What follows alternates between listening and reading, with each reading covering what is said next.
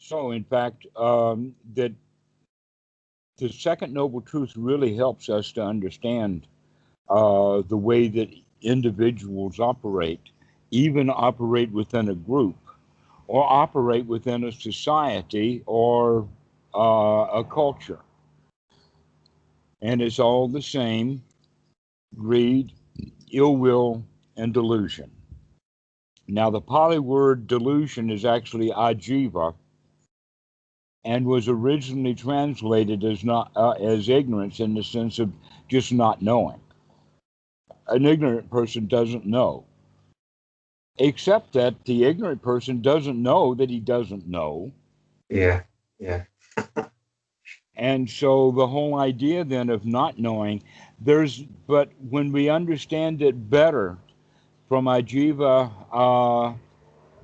from not knowing, is a better way of understanding it is knowing not. Yeah, like know that you don't know that you know. Well, knowing not in the sense of what you know is not. This is not necessarily ignorance in the sense of that you don't know and you don't know what you don't know. This is that you do know, but you completely refuse to accept that which you know is correct. Yeah, yeah. This That's is called denial. yeah, yeah. And it's called delusion. And in fact, there's a lot of jokes about denial. You know, there's there's not just one denial. Egypt is not the only place. Stages of denial, like the relationship. Right. The whole mindset of humanity is in a state of denial. Yeah, yeah. And we can use the word delusion. So a simple example of that: it's night. You're in the dark completely. In the middle of the night, you get up to use the bathroom. For some reason, either the power is off or you don't want to turn the lights on. Let us say that you don't want to turn the lights on for some reason or another, but you know your way to the bathroom anyway. Yeah. Okay, and so you go to the bathroom, and on the way, you stump your toe. Mm-hmm. Now, did you stump your toe in ignorance, or did you stump your toe in denial or delusion? Ignorance. No. No. Because if you didn't Or, know where the furniture was and you knew that you didn't know, you'd turn the darn light on. yeah, I was gonna say delusion. I kind We of were deluded into yeah, thinking that we knew the way to the bathroom. exactly. Yeah, We I knew where thought the those were. furniture was. We knew the safety. I thought they were the same. That's why. But I Uh guess huh. they're a little bit different, like in the sense of they're two different things. So, in a way, we can say that this denial is actually what the Buddha refers to in the classical definition of wrong view. In the sense of the wrong view is that I can do it and get away with it. Yeah. Just like the people know that Trump was a scoundrel, is a scoundrel, a liar, a thief, a criminal, a cheat, a non-Christian, Yeah, that's true and as they well. vote for him anyway, is a state of denial. Oh, we can get something from him and we can get away from him, or we can get away with it. Yeah. This is a kind of denial that we have. Another word that I will use is the word stupid. What is stupid? Knowing that this is wrong and we do it anyway. Yeah, that's the I think everybody's familiar with that. Absolutely. It's And we can see that in the sense of when someone is not on a diet, a donut is a donut, oh, they're delightful, or they're delicious, this is brand new, it just came out of the, not box, but out of the factory and whatnot, and they're just so wonderful, hot, warm. Everybody knows that. But when someone's on a diet, now he has something else going on, in the sense of now he sees not the donut is delicious, but that he sees the danger in it. And because he sees the danger, he will escape from that donut Maybe. Yeah, Maybe he'll see the danger in it and eat it anyway. I've done that. I mean, I speak for myself. I've done that plenty. Uh, it's really it can be discouraging if you don't know how to like get back up from it. You know. All right. Well, that's the way that we can deal with things, is that we can see just the delight, or we can see the delight in the danger, Okay. but we don't see the escape. Yeah. And this is where most of humanity is in the form of delusion, is that they see it as dangerous, but they don't see the escape to get away from it. They see the delight in Donald Trump. Oh, he's going to give us judges. Oh, there's going to be right to life. Yay, that's such a Christian thing. No, Yeah. the Bible has actually the formulas for abortion. The what? Uh, The formula for abortion is in Deuteronomy. Abortions are actually done at the temple. yeah. Yeah. I remember that. I remember those. I remember seeing all that. It was like Uh-huh. So even why if then, in that regard, if they know that it's allowed in the Bible, why are there so many right to lifers? Is that actually a higher quality morality that the well, Bible didn't have, like slavery? I mean, the Bible allowed slavery. yeah, it's they use the excuse of it was back then. It was that culture. It was the Jews. It was the law of Moses, and Okay, all that. so The that doc. means, and we have learned better. Well, that's the whole point.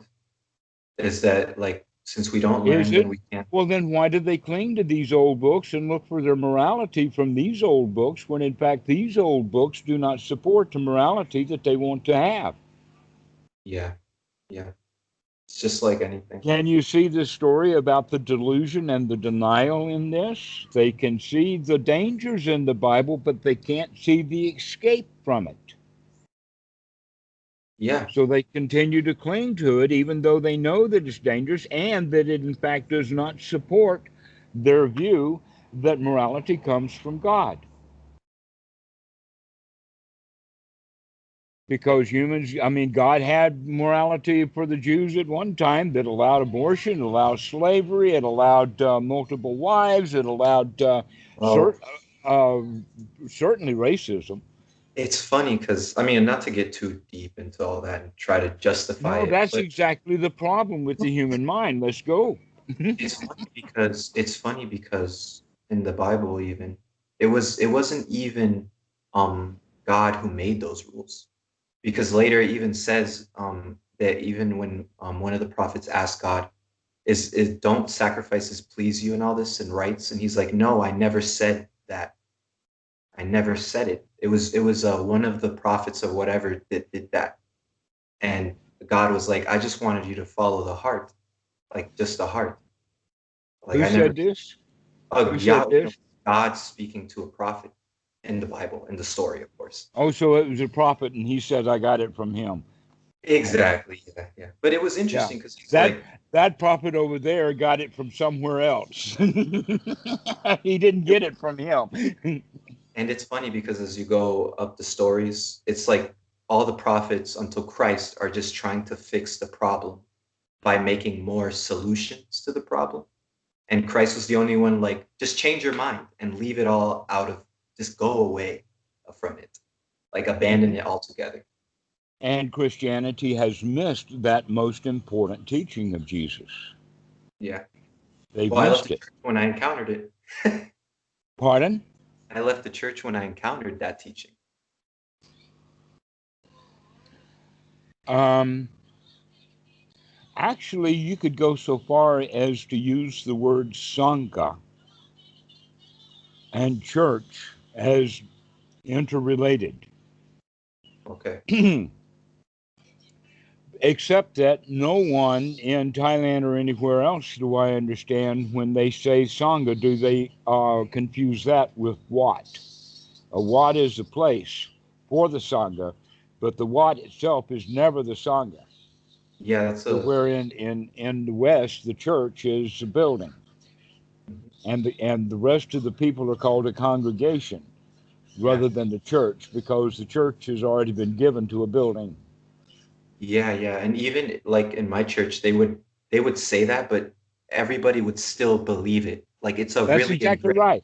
That's exactly the point. Is that they can see the danger in making it a building, but they don't see the escape Yeah. Yep. because Yep. it's this is the human mind. This is an important quality. It actually has a quality for us with sati. How much are you going to wake up, and how deep are you going to investigate? If we only wake up a little bit and only do a bit of investigation, then we're going to see the danger, but we're going to eat that donut anyway. Yeah. It's really like I guess for me it was really seeing all of the suffering that it involved in lying to myself when I was in that little church. And um yeah, it takes that like a lot of like evaluation because it really is hard, especially when you like it, when you enjoy going and looking at all the people and looking at your friends and talking and all that. Well, one of the qualities that that church has for children is a sense of community or belonging and regulation in the sense of a repeated pattern over and over and over and over and over again. All right. And that repeated pattern over and over again is how the human mind works, is part of our chemistry. In other words, we have to see things several times before we get it. Yeah. Yeah, it That is we can part of look right at something and not see it. oh yeah. That happens in all kinds of things. People can be playing solitaire or Sudoku and not see something right in front of them. Yeah. The same Yeah. thing is true when people are playing chess. You know, I there's was just just about really to say clearly that's a bad move. You're not looking at what's going on the board, right? Okay, so, but we do that all the time. And so basically it has to do with repetition. If we see something not at all, then we have no clue. If we see it, like for instance, we can see only the deliciousness of the donut. And so, even though we want to be on a diet, we say, well, this one's not going to hurt. I'll get away with it. In other words, we don't really see the danger yet. But as it literally the weight piles on of how dangerous the donut is, that's when we begin to change our complete view about it, that this is dangerous and must be escaped. do you mind if let me like I actually this relates to my what I've been going through. Um Well, it's Dhamma, so it ought to. yeah, yeah. Well, it's funny because I guess like even to a lot of the practice until I met you was really like up and down, up and down, up and down. You know, like fair, like oh, yeah, incorrect, correct, incorrect, correct, incorrect, and not even knowing if it was incorrect or correct. So, and like ever since I started practicing more, um, it seems like I might go on like I go on these longer streaks, you know, without like unwholesome. You know, I go maybe really long, and then one day I get complacent and I mess up, and 3 days I'll be incorrect. I'll trying to fix everything, trying to solve, you know, all my problems, and then I finally come back. I'm like, whoa, whoa, wait, I and now and like yeah, yeah, yeah. Like it. In all honesty, like I just There are some people who do that. You can almost go so far as to say that it's like this, that whenever any vehicle gets started, it gets started slowly and then picks up speed. yeah, yeah, yeah. All Okay. right. Anytime a wheel will spin, it starts spinning and then it spins faster and faster depending upon the effects that are having on that. Now, this is an important point because your Dhamma practice is like that. in the sense that when it's stopped, that means that we're in dukkha for 25 years. Yeah, yeah, it's forever. Yeah, And then what we have to do is we have to start up to feel good. And now we have the job of extending that time and making it more often. And as you say, one of the phases that we go through fairly early is that yeah, we can get it. yeah, And it'll last for a few days. And then when we lose it for a few days. yeah, yeah, yeah. But it seems like the streaks are getting a lot more than just like it'll be one day or two instead of like months and giving up and That's exactly what I'm getting at. For some students, really in the beginning, it will be a little bit of joy, followed by long periods of time of wanting joy. But then we get to the point of where we can actually get ourselves in a pretty good state. This is exactly what was happening with Matt. That's on some of the videos, so I can go ahead and talk about it. Is that he went off and did a week retreat, and it was marvelous. And he stayed on such a high that it lasted for him about a week or so after, which was marvelous. Most people they crash, yeah, but he took a whole week after before he crashed. But did he? Yep. yeah, yeah. Almost like it's about time. I expected you to go ahead and crash, okay? And so he calls and he's all misery guts. This is really funny because I kind of like I said I kind of came out of it recently, um, for just like a 2 days. Uh, I was kind of like really um confused, like just really confused. I don't get like giving up the pot is like different because now I smoke pot like every hour. You know, it wasn't like uh You know, Chi-Chi and Chong. yeah, yeah, I was really You look just like one of my Chi-Chi. Yeah. exactly and uh it's really surprising to know that when you give up these things, how much energy you give away.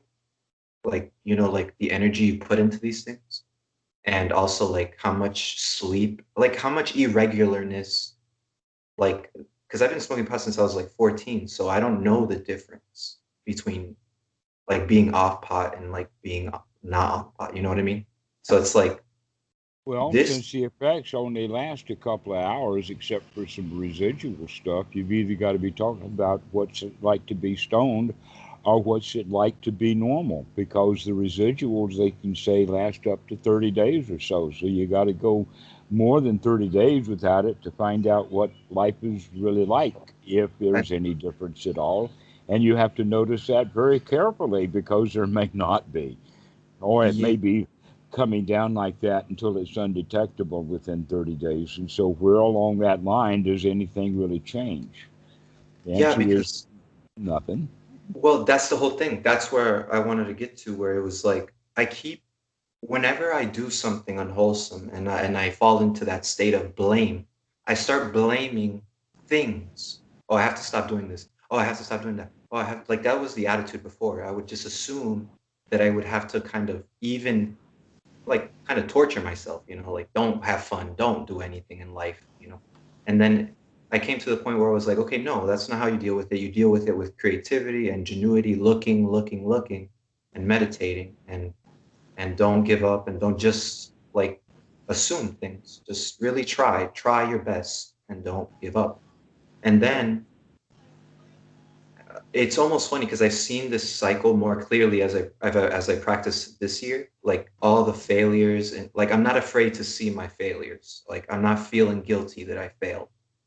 And then that's good. That means you can see all of your failures. If you feel guilty or feel bad about seeing our failures, we don't want to see it. Back to the denial. We do not see the danger in because it's delicious just to deny. We cannot see the danger in denying our bad actions. So this is exactly back to the same thing. Exactly. It's like It is exactly the same thing. This is it. It's a human condition. We cannot see the dangers in things sufficiently enough to set ourselves free from it. And then it start for me, I've seen it start right away when like I caught it this time, like because I made sure like after I failed, like I got back into sober mind. Like I sat down, I was like, okay, this is the point where my mind thinks, oh, just practice again, just do the same thing you were doing so that you can feel good again. And like instead of actually Well, why growing, don't you just remember to feel good instead? exactly, like there's just like this idea where it starts to proliferate, like this idea of growth, progress. It starts to become time again. Like there isn't that. It starts to become ordinary right view instead of like right view or the super mundane right view. Um, Mhm. so like I'm here now, right? So like I have goodness. I feel good right now. I'm good. But Dhamma now is wholesome. exactly. And Mhm. how do when we see that danger and we do it anyways?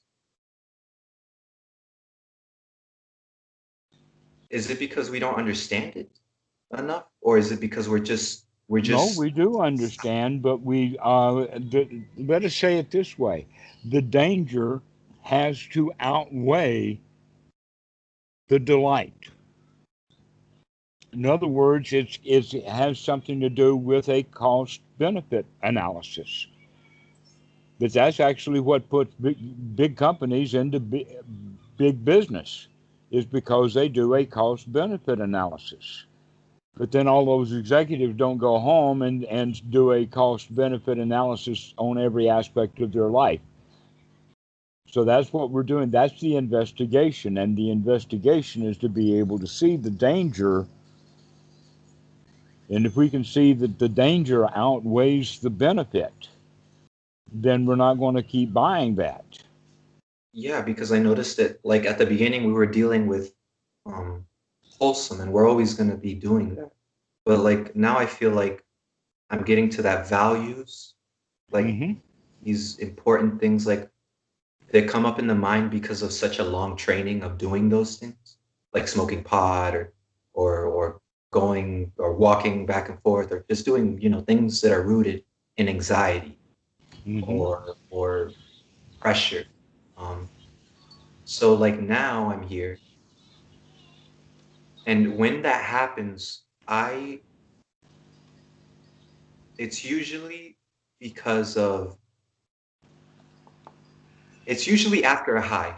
Let's just put it that way. It's usually after a really like um uh like something really good. Some maybe I'm going really and it's really nice, and then But um isn't a really nice that you're talking about, just as an aside, isn't that really nice state kind of got nothing to do with having too much or the amount of pot?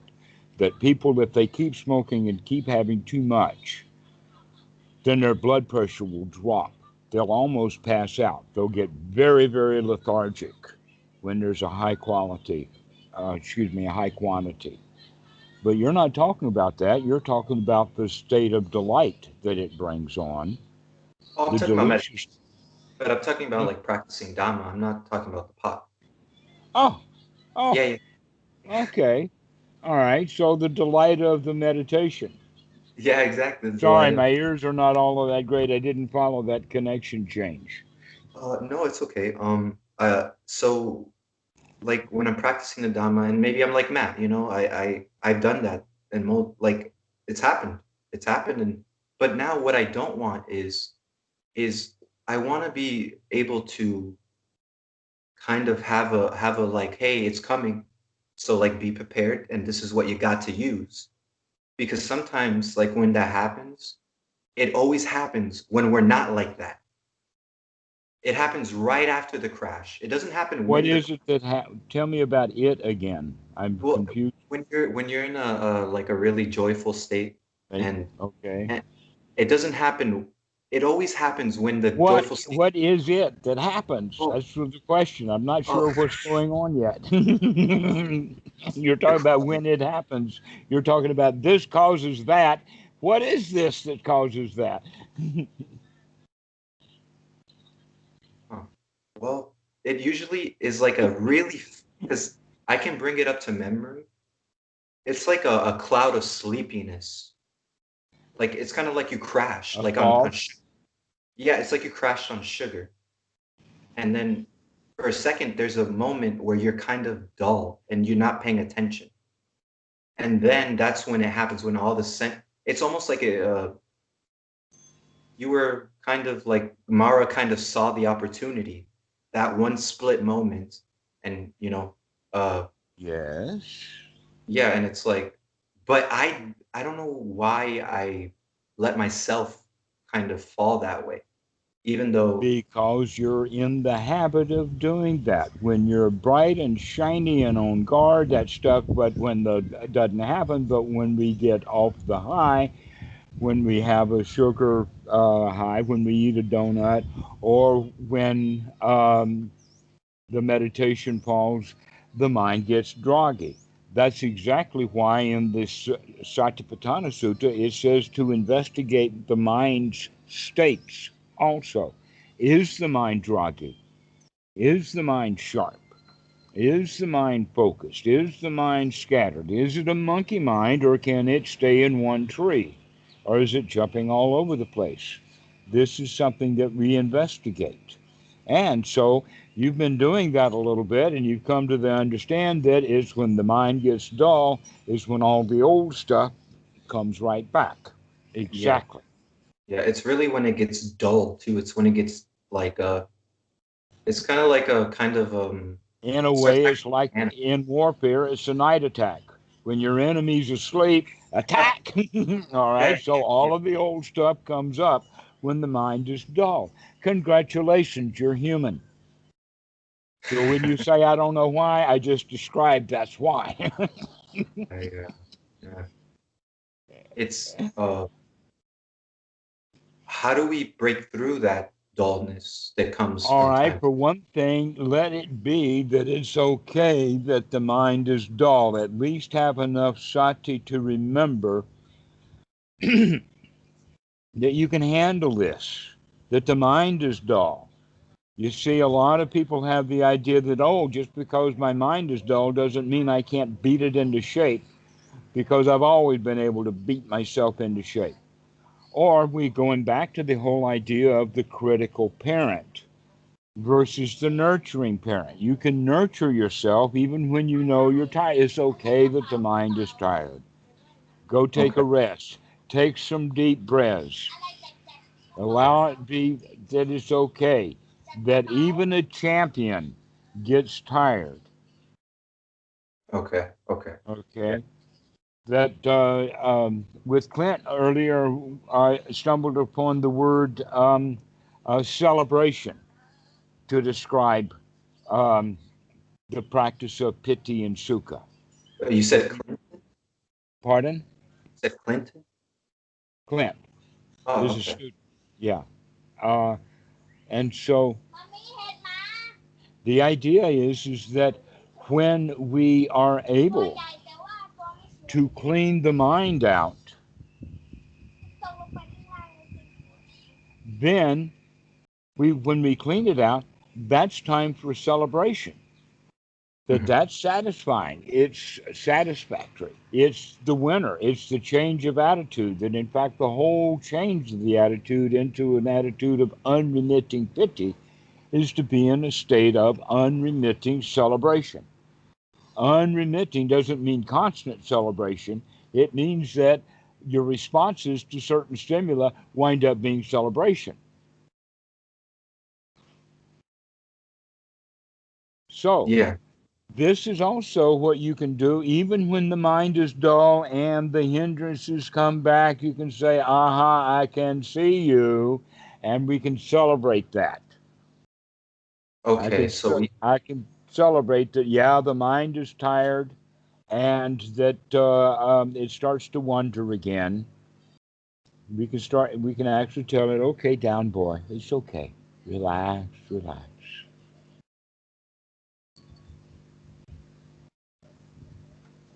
yeah, it's always it's always that. It's always it seems like I think that uh the value like of mindfulness kind of gets drowned out by by the pleasure of Dhamma. Like when you're practicing a certain practice or a certain category of practice or whatever, it's like you kind of get like uh, you kind of get drunk off that in a way, and you kind of forget that, okay, wait, you kind of need to keep going. You need to push forward through this because you forget there's a forward. You forget that, like that there's a forward and that there's progress to be made in some sense.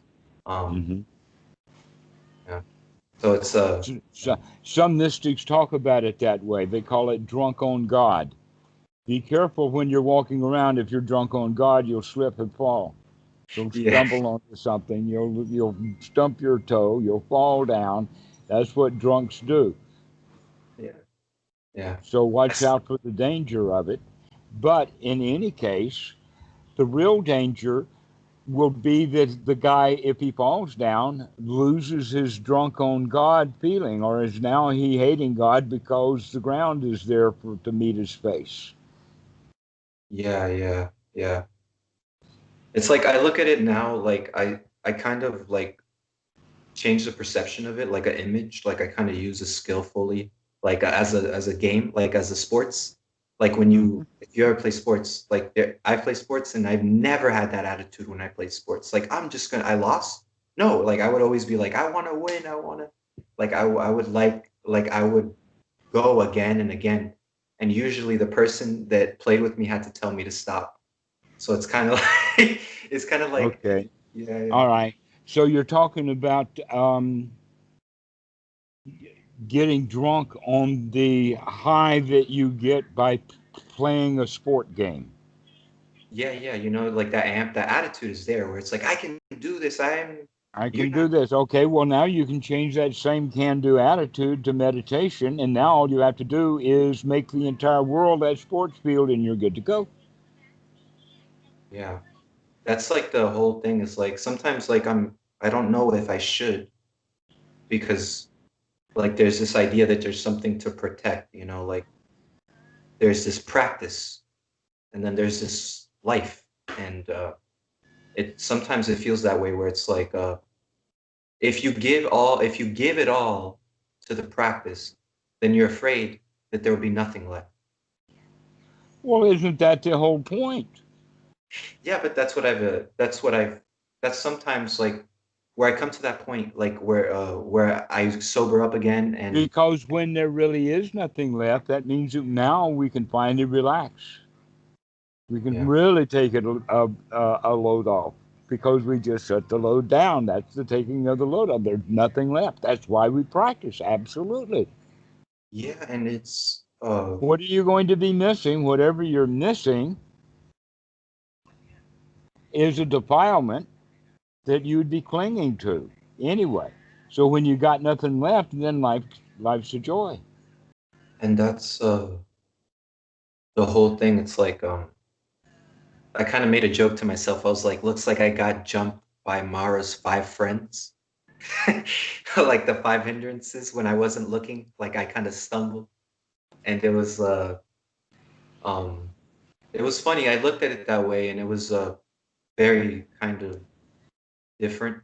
Um because a lot of the past is me giving up and coming back after a while and giving up and coming back after a while. And now Mm-hmm. it's like I mess up maybe a little bit, or if I mess up even big, I kind of get back up and I'm like, okay, it's fine. No one's gonna kill me. It's That's all right. good. So you're not being critical of yourself anymore. You're beginning to nurture yourself. It's okay. It's all right. It took a while because at first it felt painful to do that because I thought that I should be uh I have to be hard on myself, like like in a kind of torture way. Yes, because that's the dumb animal.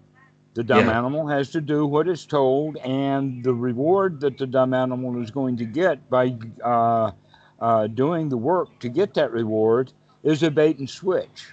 And the dumb animal never gets anything. it's like when they Charlotte. Have you ever seen Charlotte's Web? Who? I think it's Charlotte's Web. Charlotte's Web. Are you talking about the cartoon Charlie and the kids and Lucy? No. Okay. it's about a pig and a spider. No, I don't know the story of the pig and the spider. But it was funny because the pig is gonna get killed. Um, like at first it's like he's getting a treat, but it's truly to kill him. Hmm. Or yeah, it's truly to kill that pig, tricking it. Yes, exactly. So it's a bait and switch. Our whole culture is based upon it. Religion is based upon it. That's what in fact what propaganda is all about. Yeah, yeah, sure. Okay, and in a positive way, you could use it in reverse in the sense of faking it until you make it. Are you saying that that's another unwholesome way to do it? No, no, I'm saying the reverse of it. That if you can't be kind to people, then fake it. Yeah, practice. Yeah, practice at it. That's Because another nothing way is of saying fake it is just to say practicing it. yeah, like this idea that I think it's more like we have these faculties and then the knowledge is learned. It's like kind of Oh, but powers. it takes several times. Yeah, yeah, We don't learn anything the first lesson. We always have to fail it several times. Except that our culture demands that you have to do it right the first time. yeah, yeah, always. Yeah, Isn't that amazing? So our whole culture is based in failure. yeah, yeah. What do you mean? Like in the fear of failure? Right? Why are we afraid to fail is because we're not supposed to fail. Yeah, really, that's it. But when we are playing, then it doesn't matter whether I win or lose or I fail or whatever like that. I'm having fun while I'm doing it Exactly. without a Oh fear of the outcome. it's always like that. It's so funny because it's always now it seems like my mind is always coming back to that context of like it's all good, it's fun, Dhamma, it's all good. And but it's sometimes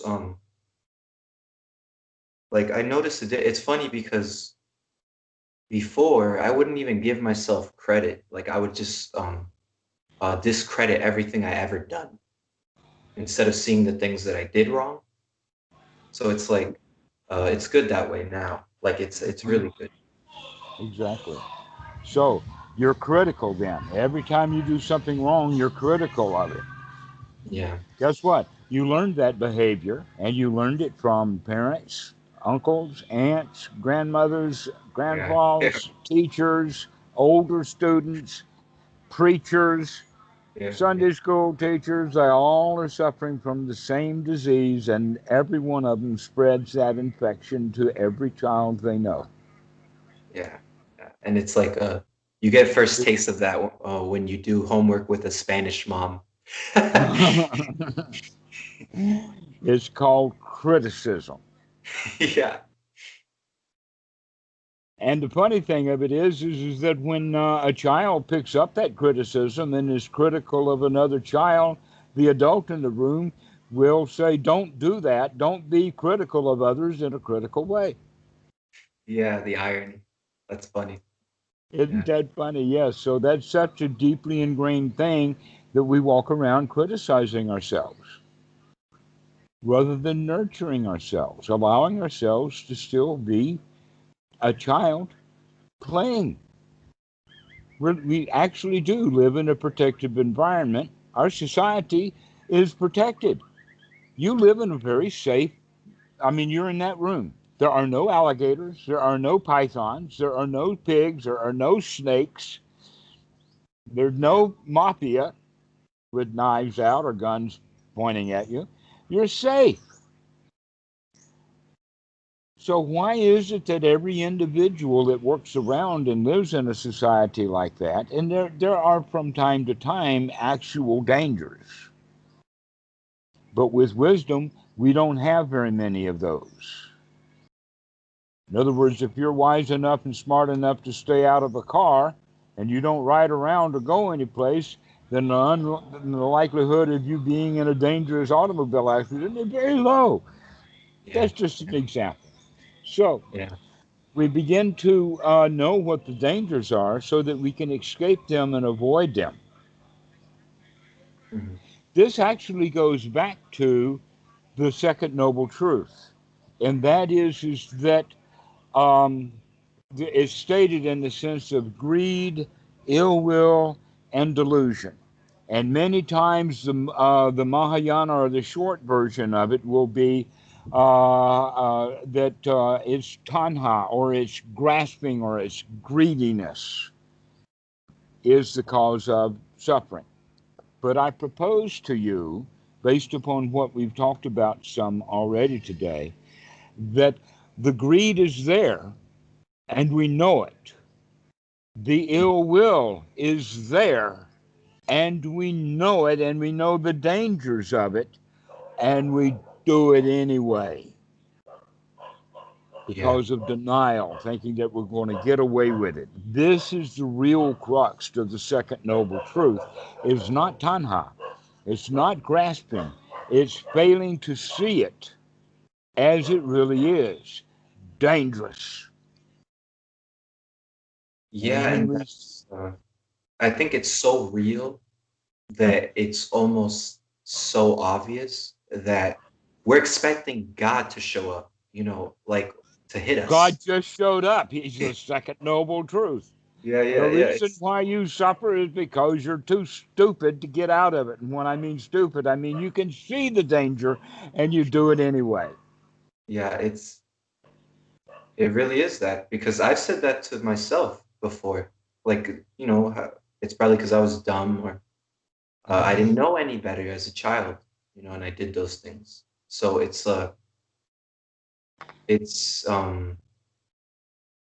do you say, how do we balance? Well, because sometimes when you say danger, some people might think always be paranoid, like always look behind your back, or something. Yes, being paranoid is really dangerous. Okay. Okay. Because danger sound, because sometimes when we automatically, that's culturally the perception that we react when there's danger, like, whoa, we freeze. But the point is that paranoia has to do with seeing danger in other people, seeing danger in other places, thinking that there are magical conspiracies and other things like that. So that means that the one who is paranoid is actually not making an investigation at all. He's not looking around to see the real dangers. And one of the dangers that he does have that he does not see is the danger in thinking that everyone around me is an enemy and Yeah. still stay there and do that. If the reality is that everybody around you is an enemy, take a hike, get away, go find some place that's safe. But those who are paranoid, they don't do that. They don't go actually out being safety. They just want to hold it against those other people because we thought that they're out to do us harm. I mean, after all, the reason they're out to do me harm is because they're just as greedy as I am, and they're about likely to stab me in the back as I am to stab them in the back. We're Yeah. all in this together, and we're all a bunch of thieves, and there's no honor among thieves. Yeah. Yeah. There's always a sense of, well, fear, a fear, Hmm. more accurate. Like, And so that pervasive fear then can be talked of as in paranoia. But paranoia is what everybody has until it really becomes overboard, and then they call it delusional. yeah, yeah, yeah, yeah, Okay, but actually, almost all of the paranoia is delusional. All of it is. yeah. Never mind whether it's banal or tragic Yeah, yeah. or banal. This danger, um, it's funny because like, it's hard to explain because like when you say danger, I see guns, I see snipe, I see snakes or something. But like, are you saying that when we see something that is delight, like we delight in something that is unwholesome, like we start to think and crave towards it, right there is the moment that we should apply that tool of investigating danger in that. Yes, to And investigate. also beforehand as well, but not too much, right? No, just enough to see the danger. We don't have to dwell on it. We don't have to take a clock apart to see whether it can tell time or not. Yeah, because that's a lot of writers, a lot of Buddhist Thailand forest masters and all. There seems to be this like conflict between contemplation of danger and then relaxing and chilling and being free from suffering and then preparing yourself for suffering, or contemplating the future dangers and relieving yourself from them. Okay, well, let me give you this little example. Over at the Wat, there was a time, there's actually seasons for snakes.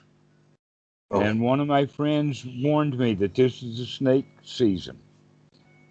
okay. And she just mentioned, I didn't give any more thought about it. But here I am walking from one place to another uh, in the woods, or yeah, kind of. I mean,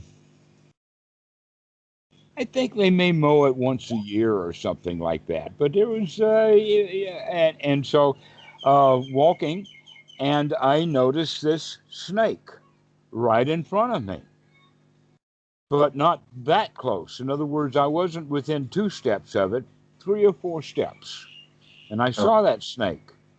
Okay, so I could see the danger. What did I do? I stopped. What do you expect me to do? Keep walking? No. A lot of people will get enamored by the snake or whatever, but I stopped.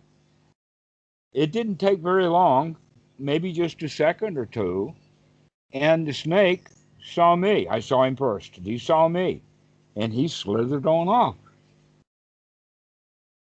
Now, this was actually kind of a non-event, but it does talk about what you're saying here, because I can see the danger of the snake in advance. I could stop and avoid it and just relax. That's dangerous out there. I'm not going to have anything to do with it. see, That's why it yeah, looks like a catch okay. 22 is when we do see the danger, we can avoid it and relax. It's really only when we can't see the danger that we will go ahead, or that we don't see it enough to make the escape. The Buddha talks about it. We see the enamorization, or we see the delight, we see the delicious quality of it, but we don't see the danger. And because, or if we do, we don't see the danger enough to make our escape. This is actually all about the second noble truth. It's not that we do not know that greed and ill will are incorrect. It's that we do not see the momentary danger in this particular act of greed or ill will. Okay. We don't, and so we don't escape from it. We do it anyway. This is what actually, if you think about it, the practice of the Eightfold Noble Path, the practice of Anapanasati, is nothing but the practice of this second noble truth, to wake up to our own greed and our own ill will and see the dangers of it and find the escape from it. Yeah, I think I just remembered something. When those it's usually I think I remembered when it starts. It starts when, because you mentioned something that kind of brought it up. It was like when you stop paying attention. It's really weird. It's like you stop paying attention and you try to feel good by just denying it. And then that little restless feeling turns into thoughts. Exactly, Okay. exactly. Uh huh. So, oh, okay. Okay, I And you see. need I to see see. the danger of doing that. I see now. Actually I see. have to see that danger and note it well and be free of it, to Oh, escape it. yeah. I know. Okay, see? Okay. I think I got it now. I think I really, it's funny because it's, I see. Yeah, it's like this weird, really quick laziness, like complacency. Like it's really fast though. Like Hmm. it's like a, like a, We see like the a, delight and off we go. We don't pause to look at the danger. We can see the danger correctly, then we'll change our behavior. it's funny because I can even tell you now that I remember, it's like you'll be in, like you say, like you'll be high and then you start little by little crashing, but that crashing is being caused by that little thing that arose, like some restlessness. It might be small because this is what happens to me. It starts really small, Mm-hmm. and then I think that I'm okay because I feel good, because I'm in a good state, because I was doing good earlier. But we're So not doing what we got into that state with, and that is let's take another deep breath and talk ourselves back. And let's not let all that restlessness come back. So we have to be on guard. That's what this all guarding is about. Is that we can sustain it because we don't allow this stuff to happen. These little delusions that come in, this little bit of Myra. and the mind will, even what I've seen is like the mind, like if you really start to like kind of like really stay in that, like you kind of soak in that, it's like the mind will start using even like greater things that you care about to try to get your attention, like your money and your house. When at first it was just like the day, and now it's like your life, you know. Now it's like your life, yeah. Like the mind is really trying to like mess with you in that new way, or like you start seeing like maybe the deeper layer. I don't know how you would word it, but I feel like it has this type of Rather than think about it in layers in this way, static layers, think about it as dynamic layers or cause effects. All right. And we can also use the thing like roots when we're talking about things that are buried very deep. What that means is these little things that kick things off, the starter. Okay. The race is on, but there was a starter pistol. Something started that. Okay. This is what if we get really sharp in our mindfulness, then we can wake up to see the thing get started, which is what I'm inviting you to do. Instead of just taking the delight and seeing the delight and off you go, recognize that delight and also see the danger. Make that comparison, and once you do, then you're free to just go ahead and do it or to be free from it. yeah. It's seeing And like it's this but clinging is really things are not buried deep. I don't know why. I guess that's from Western psychology. yeah, There's it is nothing into Thai language that talk about it in the sense of deep. It's all, especially for Bhikkhu Buddhadasa, it's fast. Look at fast. what you're doing, not deep. You Yeah, got to be quick. it's There's the quick and the dead, or the quick and the dukkha, I guess. if it's I get that, because if it's quick though, does that mean that there are certain things that contact us a little bit harder, like a faster impact, kind of boom, it hits us a little bit more force, and Yes, that's why we might, okay. and that force will be the delight, or that force will also be the force of loss. Okay, give me an example. So like you're saying those two forces of loss and gain, right? Right. So an example would be in So practice. something that you really like Oh, will okay. impact you hard. Something that you really don't like will impact you really hard. Uh, This uh, is pasa, contact, paticca samuppada all over again, deja vu. but you told me to give you an example, right? Like of what I Yes. like. Okay. Oh, wow. Um, I don't know. Let's just say a beautiful woman walks by, Okay. and All that's right. a Are you saying a female human walked by and you decided to call her beautiful because you liked it? well. When I see a beautiful woman, there's many feelings. There's pleasant, pain, and many. There's pleasure right? and pain. Because you like the initial image, but Yeah, you yeah, can't have it. Now the pain comes. yeah. That's yeah. That I Yeah, uh okay, but those are different sequences. And when you said a lot of stuff comes, well, yes, but they come in order according to what mind moment you're in. And sometimes you'll go back and forth between I love her, I hate her, I love her, I hate her, I love her, I hate her. And we do that ignorantly or in the sense of delusionally because we yeah, don't wake up to the fact that we want something we can't have and we don't like it, we can't have it. This and is the definition of dukkha, that beautiful girl. it's like staying with what is agreeable and then getting separated from what is. I mean, getting separated from what is agreeable and then, Mm-hmm. you know what I'm saying. Right. But So yeah, you can see that liking and not liking, they're twins. They're yes, not that's yeah. twins, they're two different leaves on the same bush. So do we abandon that? Do we abandon You that have to way? see the danger. And when you see the danger in either one of them, the either side or both sides together, then you can stop it. When you see that, oh, I saw that beautiful girl and now she's stuck in the mind, Yeah. recognize it is only your memory and your image that you're in love with. The girl's gone. Oh yeah, yeah. Yeah, she took off. I mean, she was driving her car, or you left the store, or whatever, and she's gone. But this Yeah. is what we're in love with now that we can't have. It's It's not it's subtle, it's quick. yeah, that's what I'm saying. It's how do you say that? I was gonna say that there is this.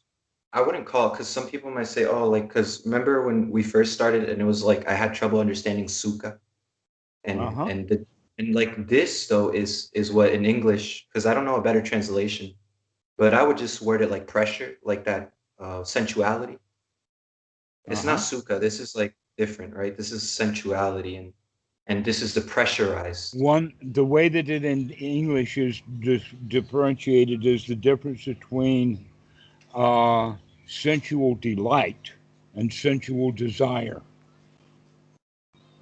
That makes a lot more sense. That makes a lot more sense because the sexual delight is the image. Sensual. Yeah, Well, desire is well, the actually, that's the desire, the one that we keep coming back to. We want it. That's why we bring it back into the mind. But sensual delight is when you wake up and recognize, hey, I don't have to think about her. I don't have to go through this in my mind about her. I don't even know her. yeah, exactly. That's Got a what new would it moment to live in the present. what I'm trying to think of like what actually does when I get caught, like when my mind starts to go this way or that way. It's usually when we come into contact with an unpleasant environment and we start to get tired little by little and then we get home and we're tired and now like little by little that the Mara's horde, you know, they start to creep in little by little. Um But can and you it's wake up to recognize that you're tired and subject to that? yeah, see this is the thing. So how do we You can because there are still some say, things where okay, relax. All oh, right. Yes, yes, I'm thinking those thoughts, but they're just hindrances, just Myra. Never mind. Start again. So we can actually take that to the tired mind and just be okay with it. Yeah, when the mind gets tired, the hindrances come back. Used to be they were there all the time, no matter what state of mind was in. Now that I'm watching, they're not there until I stop watching while I'm tired. and No big deal. so this hinder because this is also a question that I think is important for me. It's like the hindrance of being tired. Is it talking about not sleeping or sleepy, but rather unawareness, dullness? Like you're not awake that you're tired. They are both classified together. Okay. Okay. And I don't know how ancient the dictionary was that I.B. Honer was using, but he chose to call Tita and Midia in the Pali, I forgot exactly how to say them, as sloth and torpor. Yeah, I really don't All like right. that. Well, torpor is sleepy. Let's use the word sleepy already. If you're sleepy, it's really hard to have mindfulness. It's a hindrance to mindfulness, but can you do it anyway? Can you go to sleep mindfully? Okay, see, that's what I'm saying. So everything should be done with that wakefulness. Hmm. Okay. And Even um, and torpor is tiredness, laziness, uh, dullness, and it also has the quality of don't careness. okay. And basically, what that means is that because of this dullness, we can't see the danger in that. That it's dangerous to let the mind just go to pieces when it's tired, especially when you're demanding that it do something. Yeah. Well, Uh, that's a good word to use, demanding, because that is really what really breaks when you're in that state. What messes it even more up is when you're demanding that you wake up. mhm. No, Yeah. mind is tired, go to sleep. Yeah. Okay. That's on the list. It's the last item on the list, but if you're actually sleepy, go to sleep. If you're actually tired, take a rest. Be And there are gentle certain on yourself. Be nurturing. All of this criticism is out of the Western mind and is normally human that we criticize our way into nutriment or nurturing. what do That's you why mean? we're not very good at it. I mean, it doesn't work. Oh, okay. Criticizing internet. Okay. Yeah. Yeah, we can't criticize our way into nurturing. We have to actually stop criticizing and nurture, allowing things to be okay. We don't have to fix it. It ain't broken. Just because the toy fell apart doesn't mean that you have to fall apart. Yeah. Yeah. Okay. There's other toys to play with. Yeah. It's it's weird because again, I think of it's the fear of giving yourself to that nurturing, to the ultimate, to the force of unconditional. Like it's unconditional nurturing, or you know what I mean? Like there's this What all right, what is the danger? Because a lot of people find it fearful. They say, "Oh, if I don't criticize myself," because we're talking about their opposites. So what is the danger in not criticizing oneself? no danger. It's good. Like But you're our not. culture tells us that it's dangerous. You've got to gung ho. You've got to get to. You got to get up and go to work. Yeah, you know Time's a what? wasting. Look at the clock. It's funny because you never assume, like you just assume you were kind of, it's a born um thing, But you have it. it's not. We lose that. I mean, we are trained into it, and almost everyone is trained into making things important, Yeah. Yeah. making things emergencies, You making things you've got to go do something about this. I mean, that's what politics is all about. You got to get out and vote. We're going to make you feel so bad or so good or want something so bad that you'll go out and vote. yeah, it's like If Trump advertising. was mediocre, he would have been reelected, but he wasn't. A lot of people wanted to get rid of him, and so they did. He was dangerous. Just Some slightly. people could see it, and some could only see the delight and could not see the danger. They knew he was a liar and couldn't see the danger in it. They knew that he was incompetent at the job, but they couldn't see the danger in it. And this is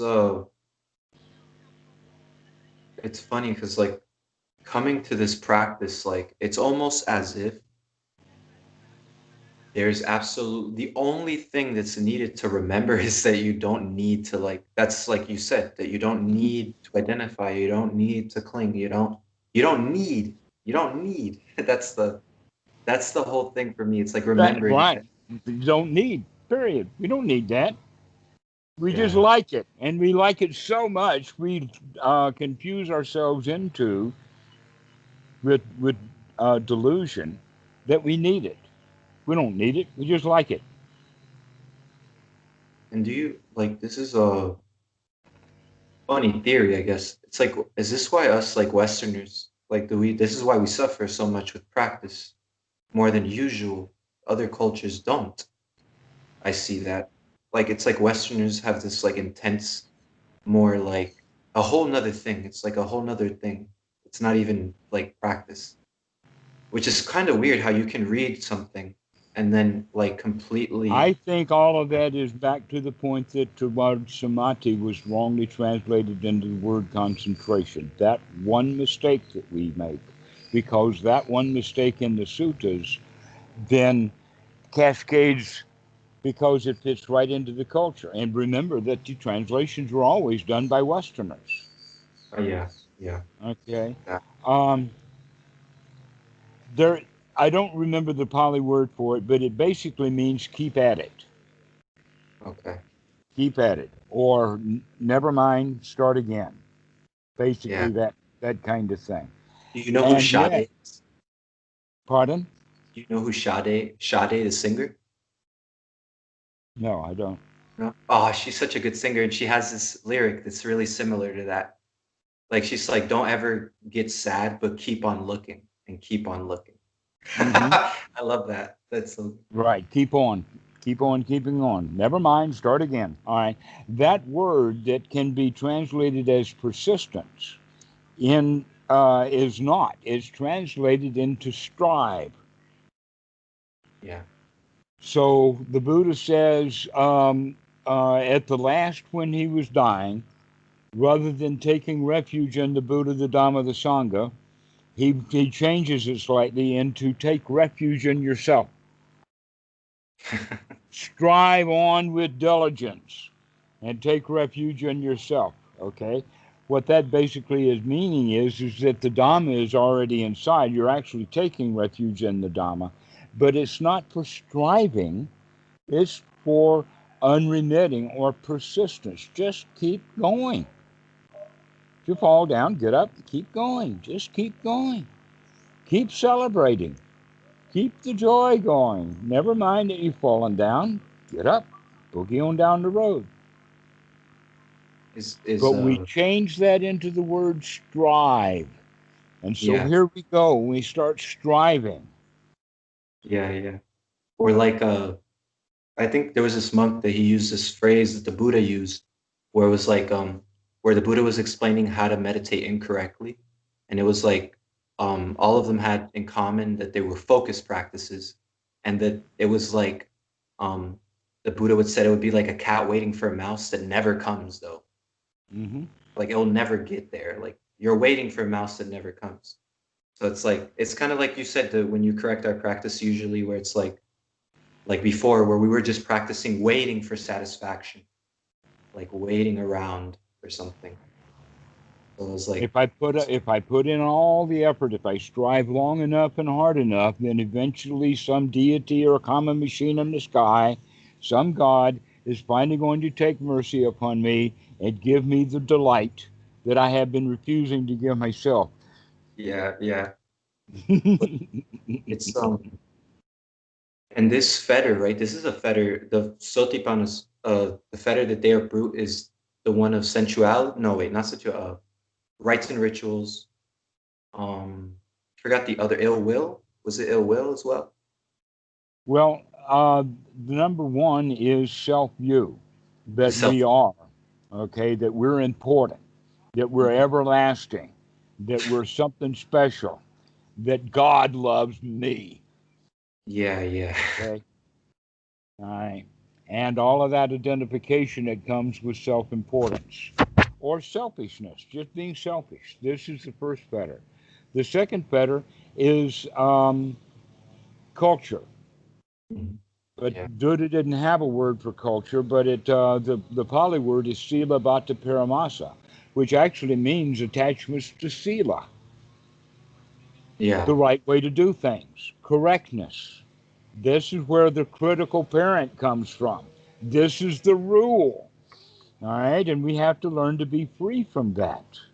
yeah, And the easy way to do that is by starting to nurture ourselves rather than being critical. yeah.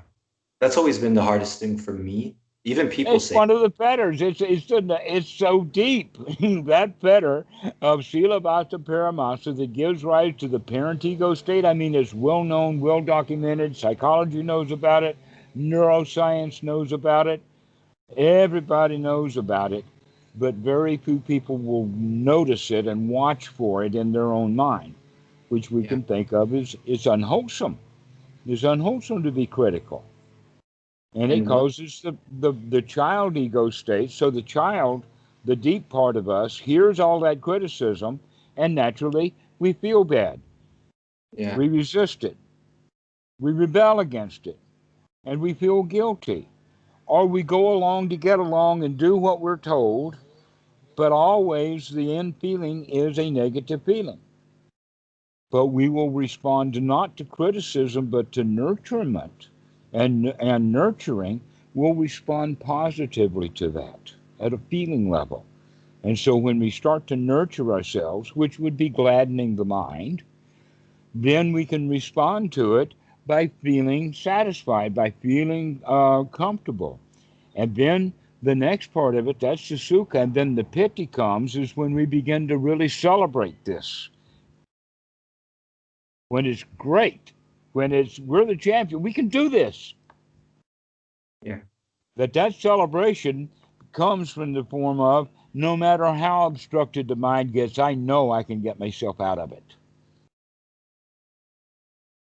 Yeah, it's almost like we're setting ourselves up for failure. Like where it's like, The oh man, culture, the culture set us up for failure by criticizing the children. we oh yeah, wow. You know what's funny too is that I just realized sometimes like when I start over, you know, that process of like, oh, you fall, now you come back. It's you like you carry instead of leaving what brought you down in the first place, you bring that stuff back up the mountain with you, Mm, only to fall back down because of the weight. Like absolutely.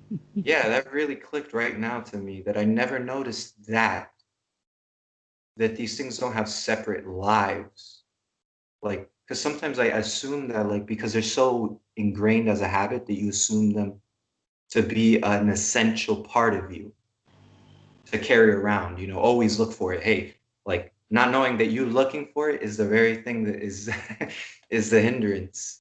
Exactly. Not knowing your own wanting, not knowing your own disliking, Yeah, it's and like not seeing how dangerous it is to dislike something. yeah, because then you try to pry into it. That's funny how all these little metaphors are so similar to like that idea of the Dhamma and everything. Like when people pry into something, you know, like they do it with such aggression and they never like do it with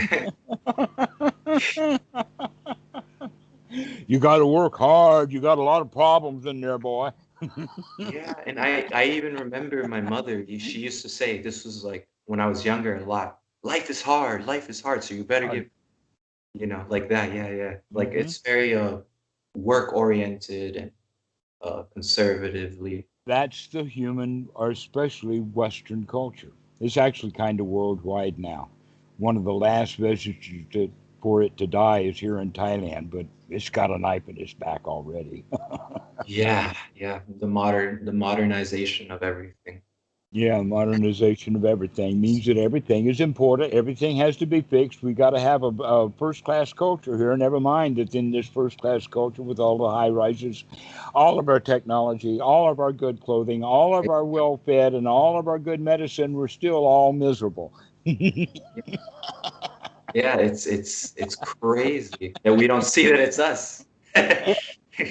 It's our own thing. It's like, and do you think though that modernization, like technology, and do you think that it's what do you call that? Unwholesome, that it's not going to lead us to anything really? It's got its desirable qualities to it. Recognize those desirable qualities, Yeah, as well as investigate and see the dangers in there also, so that yeah, you can find the escape from it. Let those who delight in the culture keep it going. As Jesus said, let the dead bury the dead. Yeah, yeah. It's because of technology, and there's this whole like nature and technology uh and all of these different it's destroying nature. Like the more we make, it seems like it's destroying the world that we live in. So it's like my thing is like, should we even keep, like, we are, it's not my choice, but like in my mind, it's like, why do we do that? I mean, don't we, like, we could stay here now and we would be fine, like with the stuff we have now. But we want to make like AI and destroy every little nature spot ever. How many iPhones has Apple come up with? How many windows are there? 10 There's now. so many. I used to Yeah. know them all. Okay. Way back when, and then 3.11, and then NT, and then we got Millennia, and then Vista, and there was XP or X, then 8 and 9, 7 and 8 and 9. Now there was never a 9, but there's 10. Okay, why do they keep doing that? Because they can. Mhm. Yeah. If they kept 3.1 on the market, what would computers be like today? But more than that, how much money would Microsoft be making off of 3.11? Oh no. Oh no, they keep coming out with a new one and a better one, and people stop complaining about this, that, and the other thing. And then the next year they have to put out yet a new version of it.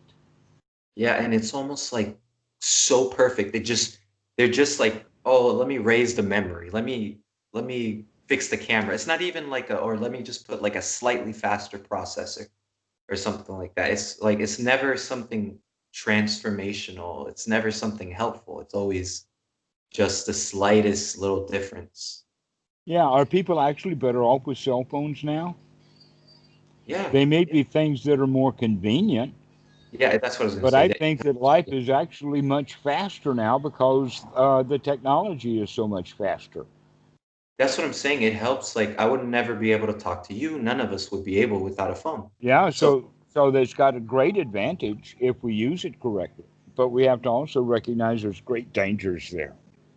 yeah, and I'm asking because Bhikkhu Buddhadasa mentioned this in one of his books, I believe, where it was like mentioning that materialism, our obsession with materialism, and that the world that we're creating is going to lead us to kind of like not very good place. Precisely. So materialism is one of the primary forms of greed. In fact, a lot of materialism is not for the material possession itself, but a means to an end for other materialism. An example of that is the chick magnet. What's the chick magnet? That's a fancy car. Oh, okay, yeah, yeah, yeah. Okay, yeah, chick So magnet. I you see. got to go buy the expensive car, dreaming or thinking that it's a check magnet. Actually, what I do want is a check, but I don't get a check, so I'm going to buy a car instead. Maybe the car will get the check for me. Yeah, yeah. Okay, so that's materialism. But we find that same materialism in the rites, rules, and rituals of religion. It's all materialism. Mm, yeah. A lot of magic has to do with material objects, ankhs and rings and amulets and Yeah. all kinds of little trinkets that we have as materialism. And actually, all it is a manifestation of our greed. So the guy who's got a little Buddha statue that he carries secretly and or inside his shirt and all of that like that, he's saying, "This is what I don't have. Wow, This is yeah. what I want. This is the representation of the of material possession of what I actually want." Yeah, yeah. Yeah, it's like And uh so a lot of our materialism is a second-hand materialism in the sense that it's not the primary point. An example also of that is the cell phone. You don't want a cell phone simply for the cell phoneness of it. You yeah, want yeah. that cell phone because it's a smartphone and it can do internet and it's got Wi-Fi and it's got this, that, and the other thing on it that I can use. And why do I do all of that? Because that cell phone's also a check magnet. I don't think so. Not mine right now. Oh, well, not yours. Well, you haven't been on the right websites. Which Right. Love Life for the Elderly is one of the websites. oh, is that like a dating site? Is that Huh? like a Yeah, is that dating sites. That's what I'm talking about. okay? Yeah, I don't use those. I did at one point in my life, like all that stuff. But See? Okay, so that's the whole point about in that regard. The cell phone itself is also secondary. We actually are wanting something else. yeah, yeah, And we have been taught that in order to get this, you've got to buy that. In order to get that, you've got to go to work.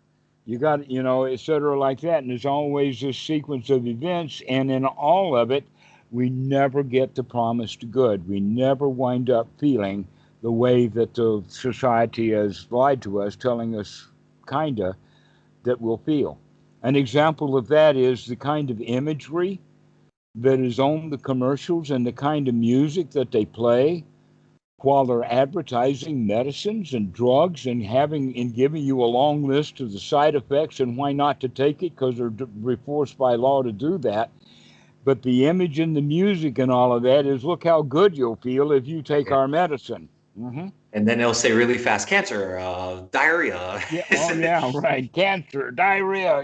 Heartburn. Yeah, yeah, yeah, yeah, Dukkha. But they give you the image of how beautiful it is and enticement, so that you get to the enticement and you don't see the danger. yeah, yeah. So And that's I was this gonna is. say this. Oh, Go ahead. oh, okay. I was gonna say that this is where denial shows itself up for me at least the most, where it's like the big things, like oh, like why do you listen to music? Why do you uh like ask? There's a point where it's like the investigation is so like kind of ongoing that you start to even ask why you do things sometimes, like Right, why the am I cost benefit analysis. But the problem with the critical mind is that it's always no, you're doing wrong, you're screwing up, you can't allow yourself. Okay, here's an example of that. This has actually happened. Uh, the student is saying he should meditate. He's watching YouTube, but Mhm. instead of enjoying the YouTube, he's saying you ought to meditate. Yeah, And yeah. he should be meditating in the sense of giving yourself permission to enjoy the YouTube. Okay. Okay. You see what I'm getting at here?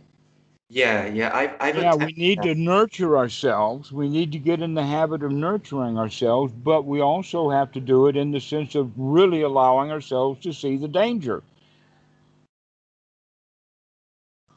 without being critical about it. Just stop. See the release and the escape rather than being caught in the bind between the delight and the danger. That's a really esoteric approach in the sense of there's this old thing where uh, these meditators in India they go by do it until you get it. They don't go by like philosophy. They just make mistakes, do like they just do the things that the practice. They don't really think about it. They just kind of do everything. They live their life and they figure everything out. And um, Well, that sounds like the easy, natural way of doing it. yeah, Again, you don't even have to learn Dhamma. You can just sit and just enjoy your life.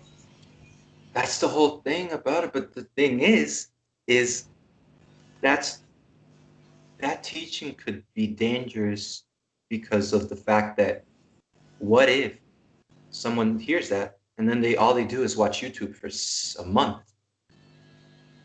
There are people who do that now and feel bad.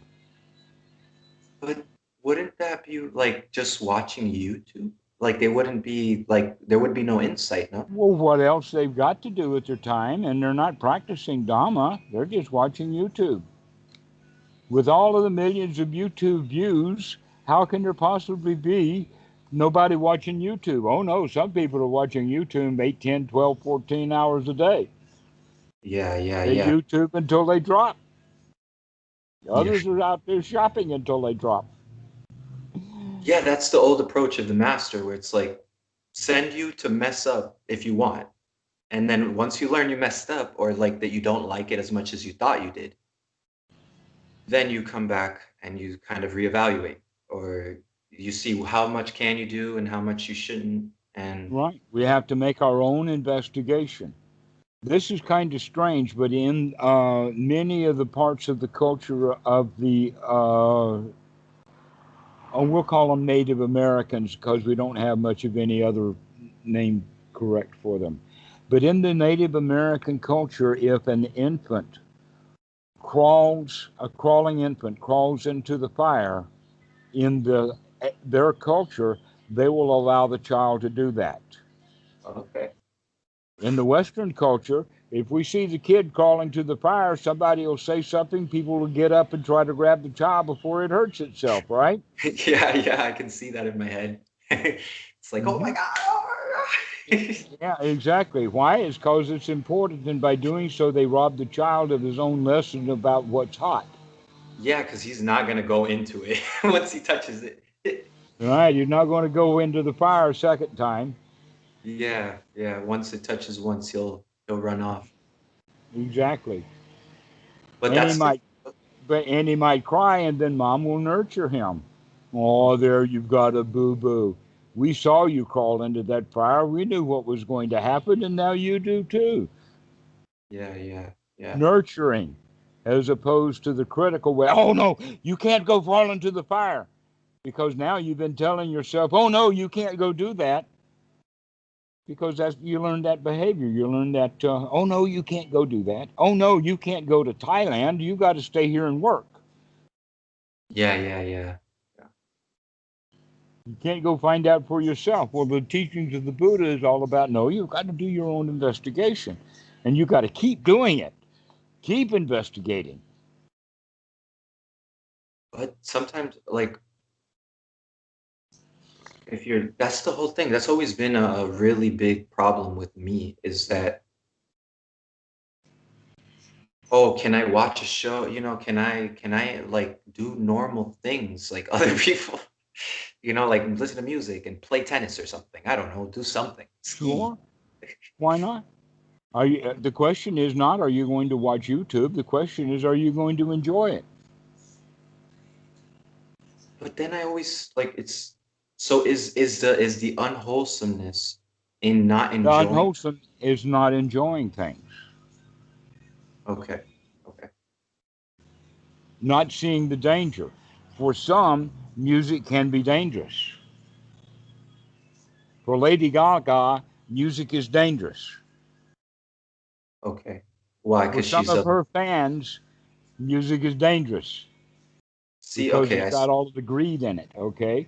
Mhm. But just listening to Beethoven on YouTube, maybe not so dangerous. Okay. I see. This is what I've always felt, and especially now with the run, like knowing Uh-huh. this. Well, a lot of people go around making rules about what you should not be doing. They're caught even into more Silabbata Paramasa. In other words, with Buddhism, thou shalt not do everything that you used to do, basically. And they come into it with a critical attitude. They're missing the whole point. They're saying, "Oh, you're a Dhamma dude now. You can't watch YouTube." Why not? Well, you Yeah. ought to be meditating. I am. Yeah, yeah, it's No, you're not. You got to go do it our way. yeah. That's a really yogic approach, where it's like the tantric approach of embrace everything and understand it for yourself, and don't get caught up in that whole like I should They be. got that from the Buddha. Oh no, yeah, yeah. We talked about this, and I wish we could talk about it because that I love that. I love the theories that run in Tantra that are connected to Buddhism. Even though they argued for no reason for so long, but like like so nothing is cut and dry in this practice. Nothing is just like cut and dry. Like, of course, there are things that you should never do, like kill and steal and things like that. because you can't do that without being greedy. You Okay, can't. when you say cut and dried, I'm thinking about cutting and drying, and I like both of those things. But the point is that cut and dried means that things don't change, Well, or exactly. it's Yeah. set, Like or yeah. this Yeah. is how it should be. And we don't recognize that cutting it, that kind of cut and dry, that kind of this is how things should be mentality, or let's go improve stuff, is all out of that critical parent. Wow. Yeah. Yeah. I'm just remembering those moments where I did that. Like and I know it, and I try to put it down, but then it'll come back or try. And it's like when you go out and you're, oh, I'm feeling really good. I'm gonna impress my friend. It's funny because these little moments of like you kind of let them slide because you know it, but you didn't do anything. Like Mhm. that's where it kind of starts to like slow down if I don't do anything about it, or if I don't like pay attention rightly. So it's kind of just nice to see that, okay, Okay, like, right. yeah, In a like way, the it's kind of like walking uphill, and if we slip and fall, then we roll back downhill, back yeah, into the yeah. hindrances. So we can come out of that swamp and come back up on dry land again. One of my favorite Takes a little effort. one of my favorite verses in James is that he's like, up may you not be, or he's explaining how people of the world are. They're like people who get tossed by the shore. He called it double-mindedness, and it's like where it's like he even said, I love, actually you would love this book. It even says to think about tomorrow or yesterday is evil. Like to think about tomorrow or yesterday is a evil thing, like in the sense of if you're obsessing it, if you're caring about the things like your Okay. bills. But calling it evil Well, that's King James is version. part of the parent ego state, saying that it's wrong, Yeah, yeah, rather than exactly. look at what you're doing, thinking about the past and the future, and you can't see the dangers in it. But Yeah, calling it evil is yeah, just evil. yeah, yeah. Well, that was King James, and Just James more also. Myra. Right. Yeah, it's just nice to have these confirmations like as we go, because there are things I don't know, and then there are things that I know, like of and this sila path. Everything has to fall into congruency. Yeah. Okay. Okay, what do I mean by that? I mean it has got to fit with physical reality. This is not a magical world, this is real. Second is that it's got to conform with the Buddha. Third is, for me, it's also conforms with Bhikkhu Buddhadasa because I know that Bhikkhu Buddhadasa was my doorway and he confirms what the Buddha taught. And so Yeah. now I'm passing it down to you, and you get it from me, knowing that it's backed up with Bhikkhu Buddhadasa, it's backed up with the Buddha, and it's backed up by reality. Yeah. Yeah. So now it's your turn to figure it out that this is also backed up by my own actual deep investigation. And when I say deep, I'm talking about persistent investigation. And that Yeah. verifies it, and everything is incongruent. And only when all of that congruency is there is doubt completely eradicated. Not only do we say that the Eightfold Path of the Buddha is spot on, but it's spot on for me because I know it, because I played it out and it works. Yeah. Okay, And so that's how this it is starts what to we feel. mean by congruency. Everything fits together. Yeah, like that's how it starts to feel, like these things start to come into place. And Clicks, um falls into place, congruency, all of that kind of stuff. yeah, it's almost like Delightfully so. yeah, it's if you're doing it right, you this is like the whole misconception I guess I always had, is like if you're doing it right, you'll never make a mistake. And No, if and you're doing it right, you enjoy your mistakes. yeah. Yeah, exactly. That's naturally what's starting to happen, which is it's nice. It's different. It's oh yeah, that's it. It's good. Exactly. It's good. It's Yeah, watching YouTube too much is a mistake. Enjoy it. Or if you say, oh, you're watching too much, now you're feeling bad, and so you're not even enjoying your YouTube. Yeah, because I know when I'm telling myself don't watch YouTube, then I'm watching it, and now I'm like sad about it, and then I can't stop because I want it. It's like it becomes a Hmm. thing of Right. like, So we've talked about it in the sense that we see the delight and we see the rule against it. The real issue is, can we see the delight and the danger, and can we also see the danger in making rules about it? yeah, yeah. So it's like Yeah. the this is all the mind then. There is no external like uh There's no effect. Like, scorekeeper. There's nobody keeping score. well, wouldn't that be dangerous saying it to the wrong person? Yeah. Got to tell it to the right guy who's ready for it.